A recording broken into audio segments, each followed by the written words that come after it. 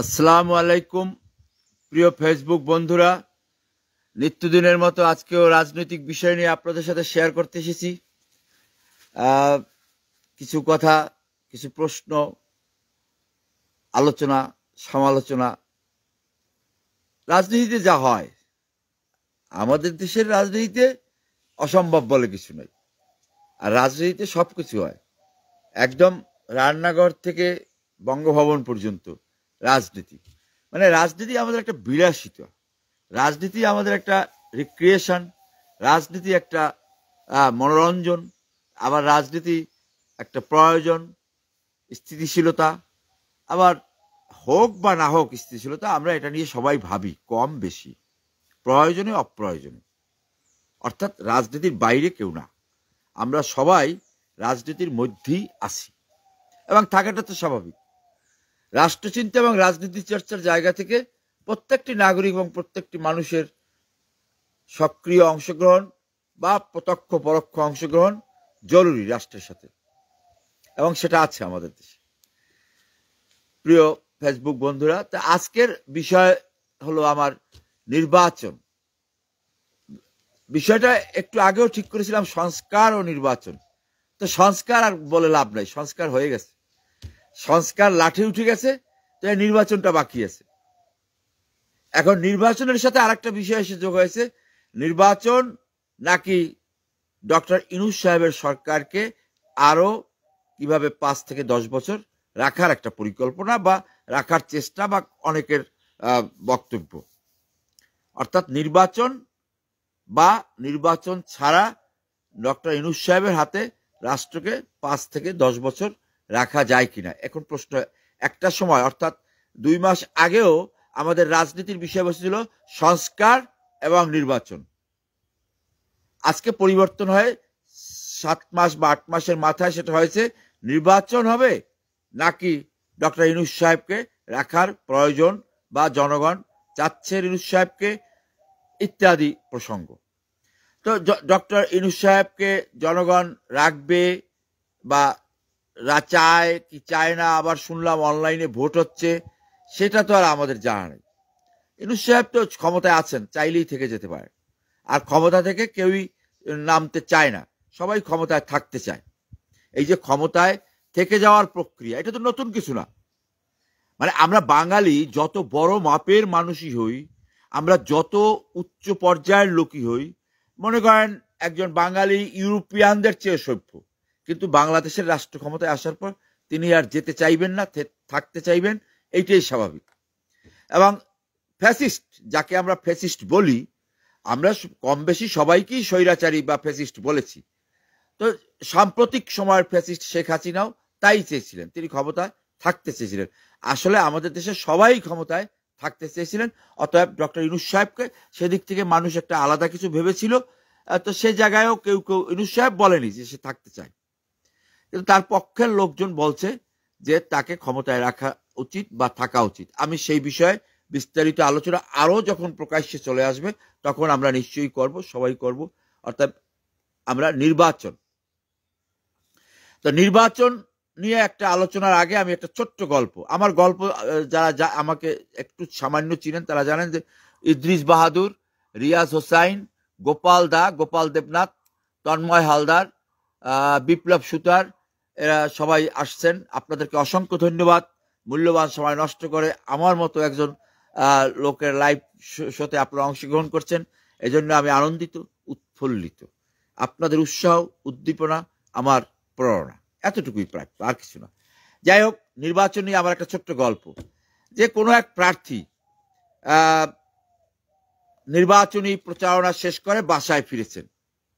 তো তার সহধর্মিণী এবং পারিবারিক পরিবেশে আলাপ হচ্ছে যে ফলাফল তার কেমন হতে পারে। তখন তার আমাদের দেশের নারীদের যে বৈশিষ্ট্য, তার স্ত্রী সহধর্মিণী বলল যে একজন জ্যোতিষীর কাছে আমি যাব এবং সেই জ্যোতিষ বলতে পারে কে বিজয় লাভ করবে, তুমি বিজয় লাভ করবা না তোমার প্রতিপক্ষ বিজয় লাভ করবে। তো স্বাভাবিকভাবে প্রার্থী তার স্বামী বলল যে হ্যাঁ ঠিক আছে, কালকে চলে যাও, গিয়ে জিজ্ঞেস করো যে কে জয় লাভ করবে। তো সহধর্মিণী চলে গেলেন সেই জ্যোতিষীর কাছে। জ্যোতিষী বলল যে কে জয়লাভ করবে তা আমি বলতে পারি না, তবে কে পরাজিত হবে সেটা আমি বলতে পারি। তো বিষণ্ণ মনোরথ হয়ে সহধর্মিণী বাড়িতে ফিরে আসলেন। এসে পরের দিন আবার বললেন যে প্রার্থী জিজ্ঞেস করলেন তার স্ত্রীকে যে কে জয়লাভ, কি তোমার জ্যোতিষী কি বলল? তো জ্যোতিষী বলল যে সে কে জয়লাভ করবে তা বলতে পারবে না, তো জয়লাভ যে পরাজিত হবে কে সেটা বলতে পারবে। তো প্রার্থী বলল যে তাতেই তো হয়, কিভাবে? যেহেতু প্রার্থী আমরা দুইজন, অতএব কে পরাজিত হবে যদি বলতে পারে তাহলে কে জয়লাভ করবে সেটা তো বেরিয়ে আসবে। তাহলে কি করা? পরবর্তী দিন আবার সহধর্মিণীকে স্ত্রীকে পাঠিয়ে দিলেন জ্যোতিষের কাছে যে হ্যাঁ ঠিক আছে, পরাজয় কে করবে সেটা বললেই হবে। তো জ্যোতিষী অনেক সময় নিয়ে গণনা করে বললেন যে পরাজিত হবে জনগণ, পরাজিত হবে জনগণ। তো পরবর্তী দিন রাতে প্রার্থী তার স্ত্রীকে জিজ্ঞেস করলো যে কি তোমার জ্যোতিষী কি বলেছে? বলেছে জ্যোতিষী বলেছে পরাজিত হবে জনগণ। তো প্রার্থী তো হতাশ হয়ে গেলেন যে কাজ হলো না, যে জনগণ কিভাবে পরাজিত হবে। এখন আসি আমার বক্তব্যে। জ্যোতিষী আসলে জ্যোতিষী না, জ্যোতিষী একজন রাজনৈতিক বিশ্লেষক, রাজনীতির উপর কাজ করেন। এখন এলাকার মানুষ তাকে ভাবে জ্যোতিষী বা জ্ঞানী পণ্ডিত ইত্যাদি, সেই হিসেবে সংবাদ এসেছে। এবং নারীরা তো জ্যোতিষী তাবিজ কবচ এসব তো একটা সময় বিশ্বাস করতো, এখনো করে। দয়াল বাবা, ফকির, খাজা বাবা, হুজুর এই সমস্ত আছে। তো আমার বক্তব্য হলো যে জ্যোতিষী ঠিকই বলেছেন, নির্বাচনে সব আমাদের এই উপমহাদেশে বা আমাদের দেশে বিশেষ করে নির্বাচনে জনগণ পরাজিত হয়, প্রার্থীরা কেউ পরাজিত হয়। আওয়ামী লীগ পরাজিত হবে না, এবারও পরাজিত হবে না, অংশগ্রহণ না করলেও পরাজিত হবে না। বিএনপি পরাজিত হবে না, ডক্টর ইউনূস সাহেবের যে নতুন পার্টি তারাও পরাজিত হবে না। পরাজিত হব আমরা, জনগণ, সাধারণ মানুষ। কারণ আমাদের কাঙ্ক্ষিত লক্ষ্য অর্জিত হবে না। তারপরও আমরা ওই নির্বাচন নিয়ে ভাবি কবে নির্বাচন হবে। এখন এই ডিসেম্বরে হবে অথবা জুন পর্যন্ত হবে। গত পরশুদিনও ডক্টর ইউনূস সাহেব বলেছেন যে তাড়াতাড়ি সংস্কার করে জুনের 26 সালের জুনের মধ্যে নির্বাচনের ব্যবস্থা করার জন্য তিনি বলেছেন। এটাও কিন্তু একটা স্পেসিফিক পার্টিকুলার একটা সময় না, এগুলি সব রাজনৈতিক ভাষা। এদিকে মব জাস্টিস চলছে, মব জাস্টিস চলছে, বিদ্যমান আছে, অর্থাৎ বিপ্লবীরা তাদের কাজকে চালিয়ে যাচ্ছে। বিএনপি নির্বাচনের জন্য চাপ দিচ্ছে, জামাত বা নতুন দল তারা নির্বাচনের জন্য সময় নিতে চাচ্ছে, কারণ তারা জানে যে তারা জনগণের ভোটে নির্বাচিত হতে পারবে না। অতএব রাষ্ট্র ক্ষমতার কাছাকাছি যখন এসে গেছি বা রাষ্ট্র ক্ষমতায় আছি তখন থেকে যাই, দেরি হোক নির্বাচনটা না হোক, সহজ হিসাব। এটা এখন গ্রাম অঞ্চলের সাধারণ মানুষেরাও বোঝে। তো এক এক জনার লক্ষ্য এক। বিএনপির ধারণা যে নির্বাচন হলেই আমরা জিতে যাব, কারণ তারা বড় দল, এই মুহূর্তে আওয়ামী লীগ আসতে পারবে না, বা আসতে পারলেও তাদেরকে জনগণ গ্রহণ করবে না, কথা সত্য। ইউনূস সাহেবের ধারণা যে সবাইকে চাপে রেখে যদি সময় ক্ষেপণ করা যায় তাহলে তিনি, আমি বলছি না যে ইউনূস সাহেবের এরকম ধারণা বা ইউনূস সাহেবের অবস্থানে যে থাকতেন, ইউনূস সাহেব একটু স্পেশাল, আমি এটা দেখতে চাই, ভাবতে চাই। তো এই পরিস্থিতির মধ্যে আমি আবার এই নির্বাচনের ডেটগুলোকে খুব মনে রাখি না। মানে ইউনূস সাহেব বলল বা কে কি বলল, ইউরোপিয়ান ইউনিয়ন কি বলল, জাতিসংঘ কি বলল, আমি এগুলো ভাবি না। যতক্ষণ পর্যন্ত আমি তফসিল ঘোষণা না হবে ততক্ষণ পর্যন্ত আমি নির্বাচন নিয়ে মাথা ঘামাচ্ছি না। কারণ ওই যে টাইম, সেনাপ্রধান কি বলল ডিসেম্বরের মধ্যে হয়ে যাবে বা 25 সাল, বা এই সমস্ত টাইম হলো সব পলিটিক্যাল টাইম। পলিটিক্যাল টাইম মানে বাড়তে থাকে প্লাস্টিকের মতো। ইউরিয়া সার যখন ফসল গাছকে তাড়াতাড়ি তরতাজা করে, ঠিক তেমনি ভাবে তরতাজা করে, কিন্তু ফল হবে কিনা সেটা নিশ্চিত করে বলা যায় না। সবসময় গাছে যদি আপনি সার প্রয়োগ করেন তাহলে কিন্তু অঘটনও ঘটতে পারে, অঘটনও ঘটতে পারে। অর্থাৎ গাছটা অতিরিক্ত সার প্রয়োগের কারণে মারাও যেতে পারে, বা অতিরিক্ত সার প্রয়োগের কারণে সে ফুলে যেতে পারে এবং তার স্বাস্থ্যের এমন পরিণতি ঘটতে পারে যে সে ফল দিতে সক্ষম নয়। তাই নির্বাচনের এই মুহূর্তে টাইমগুলি কিন্তু পলিটিক্যাল টাইম, হতেও পারে নাও হতে পারে, এবং তখন সামনের যে পরিস্থিতি সেই পরিস্থিতিকে যুক্তি হিসাবে দাঁড় করিয়ে আবার একটু সময়ক্ষেপণ এর কথা আসতে পারে এবং আসবে, এবং আসাটাই স্বাভাবিক।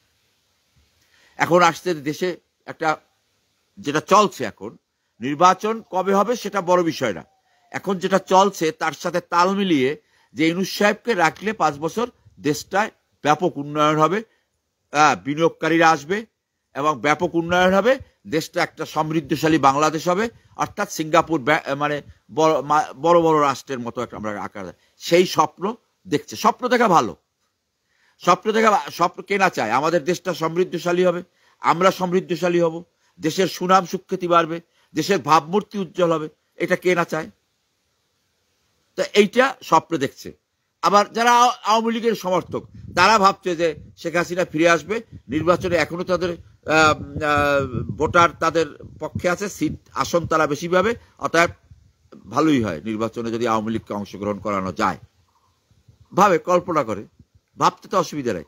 বিএনপি ভাবছে যে দীর্ঘ বছর আমরা আমাদের নিজস্ব ধারাবাহিকতার মধ্যে আন্দোলন করে যাচ্ছি, অতএব আমরাও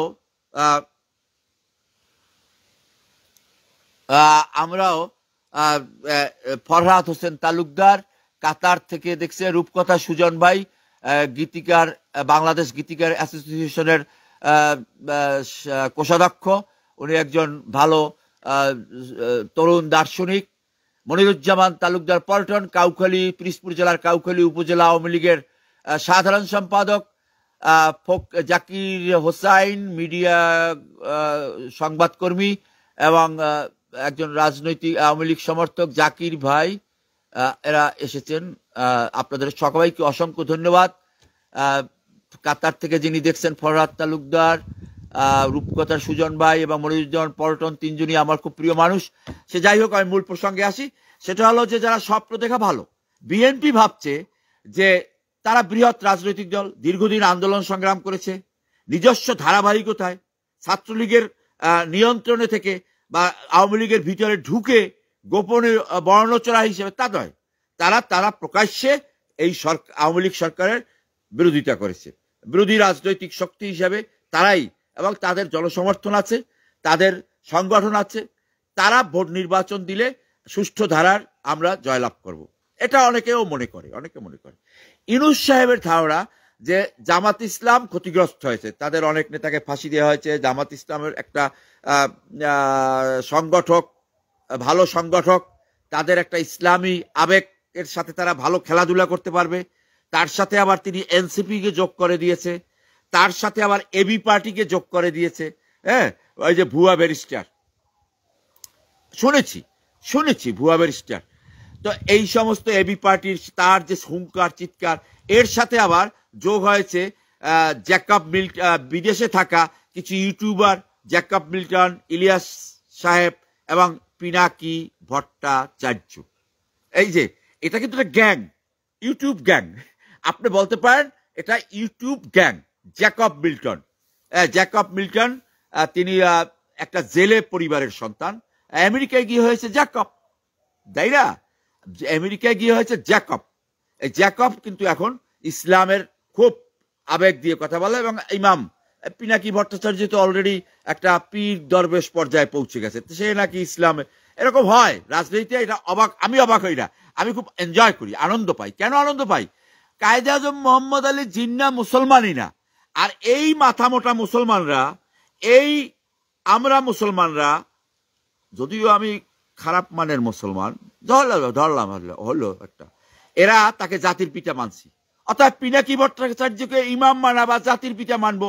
জ্যাকব মিল্টন তাকে আমরা অনেক কিছু বানাই ফেলবো, ইমাম মেহেদি বানাই ফেলতে পারি, অসুবিধা কি? সবই তো আমাদের হাতে, মগজে।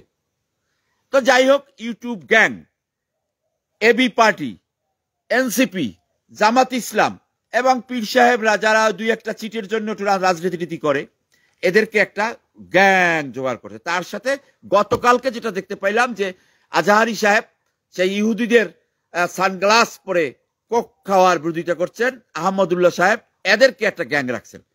মানে ইউনূস সাহেব তো হাই এডুকেটেড স্কলার পণ্ডিত, ইউনূস সাহেব একটা সাধারণ মানুষ না, এটা আমি একমত 100 ইউনূস সাহেবের জ্ঞান বুদ্ধি শিক্ষা দীক্ষা গরিমা এ নিয়ে আমার কোনো কথা নাই, কিন্তু রাজনীতিবিদ বা রাষ্ট্রনায়ক ইউনূস সাহেব নিয়ে আমরা তো সমালোচনা করতেই পারি, কারণ আমরা তো সমালোচনার জাতি, সুযোগ পাইলে আমরা সমালোচনা করি।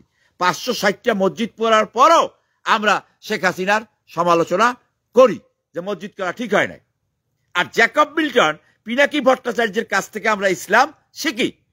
অর্থাৎ ইউনূস সাহেব একটা বিগ পার্সোনালিটি, এ নিয়ে আমার কোনো সন্দেহ নেই, কিন্তু রাষ্ট্রনায়ক ইউনূস সাহেবকে নিয়ে আমরা দুইটির কথা বলতে পারি বা আমরা সামর্থ্য রাখি, কিন্তু জ্ঞানী গুণী ইউনূস সাহেব তাকে নিয়ে সমালোচনা করার যোগ্যতা আমার নেই। তো কথা কি হলো যে এইভাবে ইউনূস সাহেবও খেলছে, আমার মনে হয় ইউনূস সাহেবও খেলছে, আর খেলার মতো সরঞ্জাম হাতে নিয়েছে এবি পার্টি, এদিকে এনসিপি, এদিকে কালকে দেখলাম যে আহমদুল্লাহ সাহেব এবং আজহারি সাহেবকে নিয়ে একটা খেলা হচ্ছে।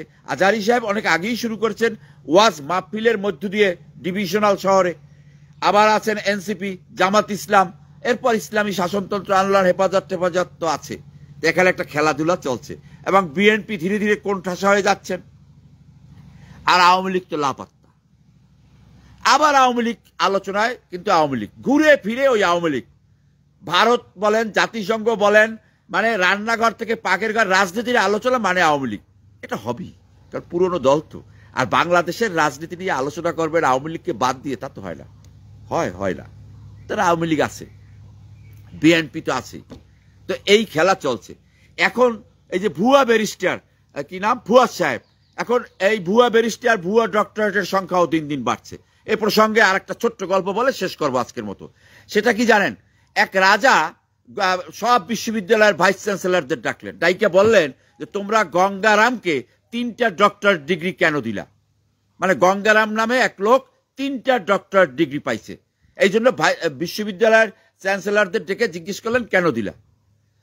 তো একটা বিশ্ববিদ্যালয়ের চ্যান্সেলর উত্তর দিল যে ও 3য় ডিগ্রিটা আমি দিছি আমার বিশ্ববিদ্যালয় থেকে। কেন দিলা?